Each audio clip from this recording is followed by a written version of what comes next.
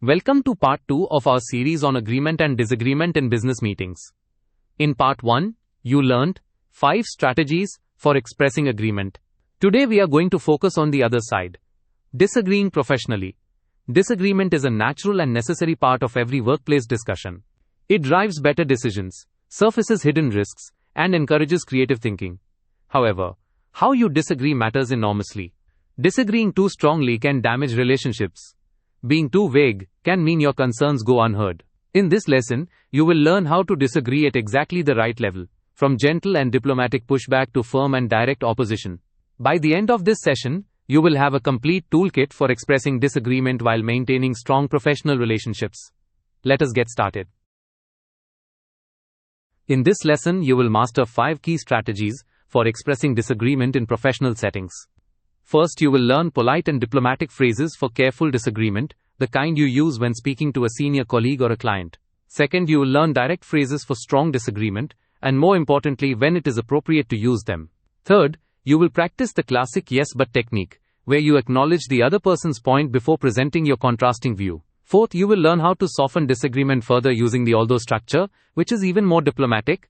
And fifth, you will discover how to use questions to express disagreement indirectly, such as do you not think, and is that really the case? These 5 strategies give you a complete spectrum from gentle to firm. Let us begin with the scenario. Let us return to the meeting at NovaBridge Technologies. As you remember from part 1, this is a product development meeting. Rita, the product director, is very enthusiastic about the SmartSync pilot results. Sam, the UX designer, generally supports Rita, and Deepa, the data analyst, is more cautious. In part 1, we focused on how these speakers expressed agreement. Today, we will focus on how they disagree. Pay special attention to Deepa. She is speaking to Rita, who is her senior colleague. Notice how Deepa uses careful and diplomatic phrases to voice her concerns. Also notice how the speakers balance honesty with respect, and how questions are used to challenge ideas politely, without creating conflict. Let us listen to the first part of the conversation. Rita opens by asking what the team thinks about SmartSync. She believes it could be a game changer. Sam agrees immediately. But Deepa disagrees. Notice her language. I appreciate the optimism, but I am not fully convinced. This is a polite, diplomatic way to disagree. She does not say you are wrong or I disagree. Instead, she first acknowledges the other person's viewpoint by saying, I appreciate the optimism. Then she introduces her contrasting opinion with but.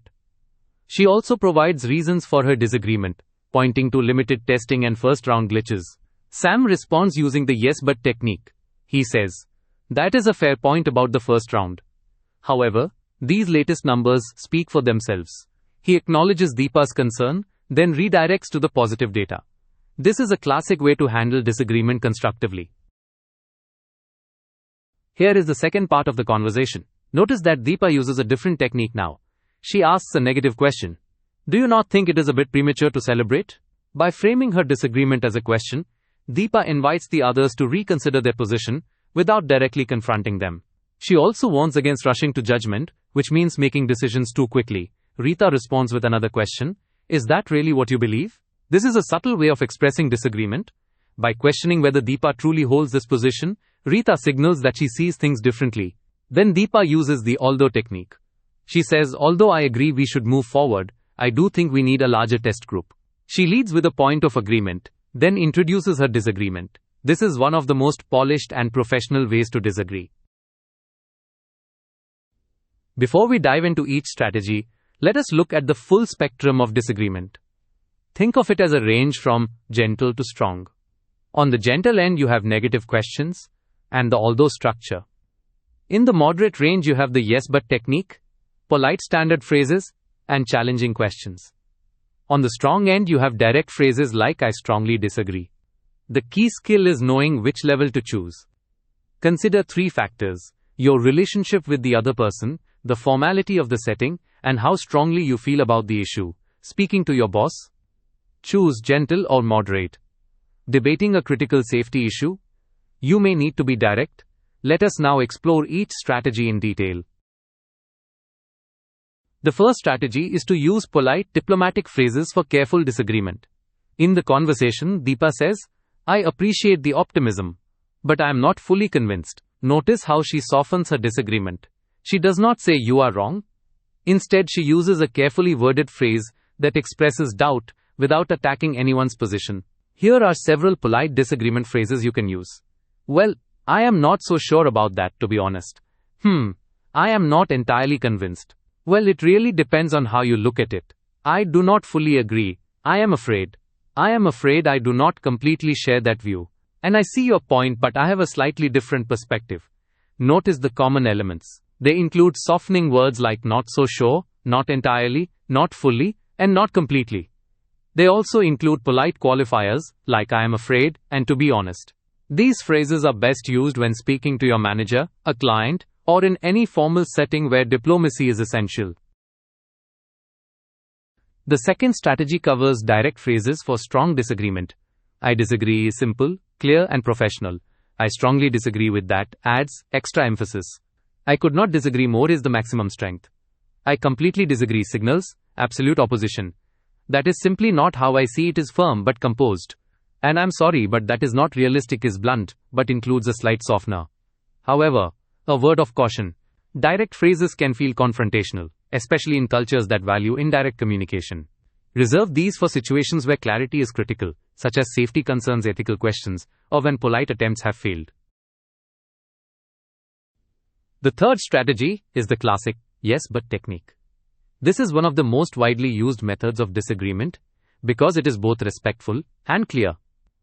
In the conversation, Sam says, that is a fair point about the first round. However, these latest numbers speak for themselves. The formula is, first, acknowledge the other person's point, then introduce your contrasting view with but or however. The word however sounds slightly more formal. Here are practice examples. If someone says we need to cut costs across all departments, you might respond, yes, cutting costs is important, but we should not reduce the training budget. The power of this technique is that it makes the other person feel heard before you introduce your disagreement. The fourth strategy makes the yes but technique even more polished. Instead of saying yes and then but, you begin with although. In the conversation, Deepa says, although I agree we should move forward, I do think we need a larger test group. The word although introduces the concession right at the start. Your actual disagreement comes at the end, where the listener's attention settles. This makes the message feel more balanced. Compare these two. Yes, but version.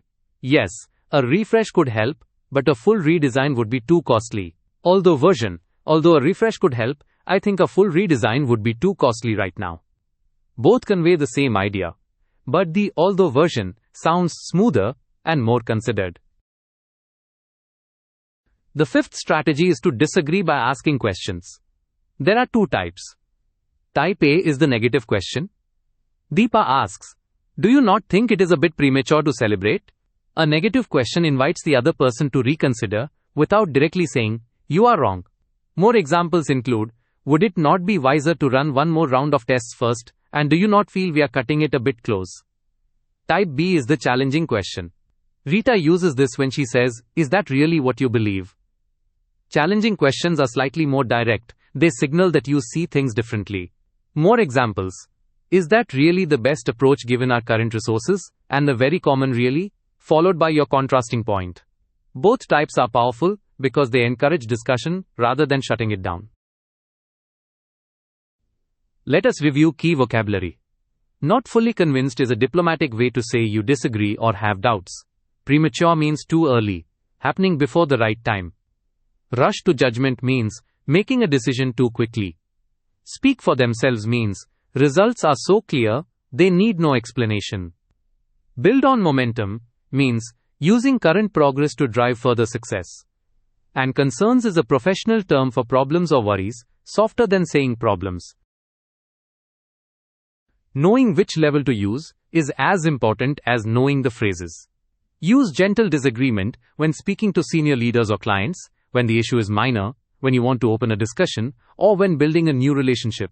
Use moderate disagreement among peers when the issue affects project outcomes, when you have data, or when you want to stay collaborative. Use a strong disagreement when safety or ethics are at stake, when polite attempts were ignored, when the decision could cause serious harm, or when you have clear authority. Here are 5 common mistakes. Mistake 1. Disagreeing without a reason. Always explain why. Mistake 2. Making it personal. Focus on the idea, not the person. Mistake 3. Being too vague. Be specific about your concern. Mistake 4. Using strong language in formal settings. Match your tone to the context. Mistake 5. Never disagreeing at all. Silence can be mistaken for agreement. Speak up respectfully when you see a risk. Let us practice choosing the right level. Number 1. Your manager says they want to cancel training. Since this is your manager, be polite. I'm not entirely sure that is the best approach. Number 2. A colleague wants to skip quality checks. This is a quality concern, so be direct. I strongly disagree. Number 3. A client contradicts your research. With a client, be diplomatic. I see your point, but our research suggests a different direction. Number 4. Something clearly unsafe for users. Safety is non-negotiable, so be direct. I am sorry, but that is not something we can support. Now let us practice the yes but technique. Number 1. Our marketing is strong, so expand into 3 markets. Response. Yes, our marketing is strong, but expanding into 3 markets at once could stretch us too thin. Number 2. We are short on experienced staff. Hire externally. Response. Yes, we need experienced people. However, we could develop talent internally through mentorship. Number 3. Reducing the price is the only way. Response.